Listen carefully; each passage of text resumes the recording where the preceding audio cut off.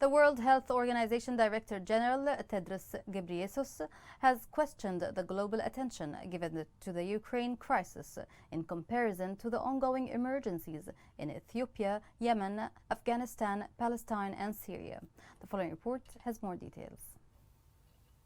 The World Health Organization's Director General has criticized the international community's emphasis on the Ukrainian conflict, claiming that crises abroad, notably in his home country of Ethiopia, are not being given similar attention, presumably because the people impacted are people of color. Dr. Tedros Adhanom Ghebreyesus questioned whether the world truly devotes equal attention to black and white lives, given that the ongoing crises in Ethiopia, Yemen, Afghanistan, and Syria have received just a fraction of the attention paid to Ukraine. He acknowledged that the conflict in Ukraine was serious on a global scale, but questioned whether other issues were receiving enough attention. The whole attention to Ukraine is very important, of course, because it impacts the whole world.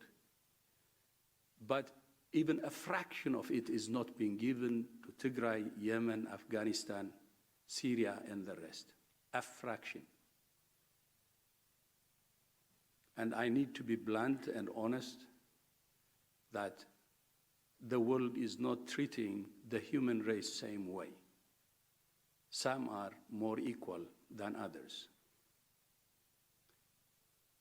And when I say this, it pains me, because I see it.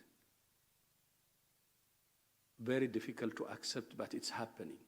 Yemen has been torn apart by civil conflict since 2014, when Iran-backed Houthi rebels seized control of the capital Sana'a and much of the country's north, compelling the government to evacuate the south and eventually to Saudi Arabia. According to statistics from the Armed Conflict Location and Event Project from 2022, the conflict has subsequently evolved into a regional proxy war that has killed more than 150,000 individuals, including more than 15,500 civilians.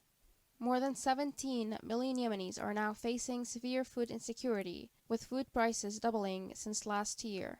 Yemen's health sector is crippled due to the armed conflict, economic deterioration, and institutional breakdown. Under the weight of the conflict, functional health infrastructure has become more limited. Only 50% of health facilities are fully operating at the moment, and more than 80% of the population has problems acquiring food and drinking water, as well as gaining access to healthcare. A shortage of human resources and supplies has severely impeded healthcare services.